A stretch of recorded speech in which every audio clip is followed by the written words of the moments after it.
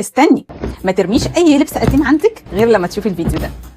تعرفي انك تقدري تحولي جاكيت جينز قديم مرمي عندك في الدولاب لجاكيت جينز متطرز بروح جديده، او شنطه وطرحه ساده لشنطه منقوشه. عرفت 6 طرق للطباعه على القماش. اجمل حاجه في الطرق دي انك تقدري تعمليها في البيت بنفسك، مش محتاجه تكاليف ولا مكان كبير ولا ادوات كتير ولا حتى موهبه في الرسم، وفي اقل من 30 دقيقه بتكوني مطلعه قطعه جاهزه على اللبس والغسيل وعلى ذوقك.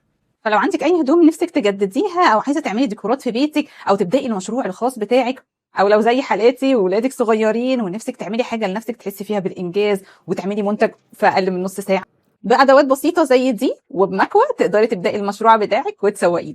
مرنت اكتر من 100 سيده من مختلف الاعمار على كوباج الخشب وتجديد الاساس وطبعا طباعه الاقمشه والمجات، وعملتي ديكورات في البيت وكوشنز زي دول.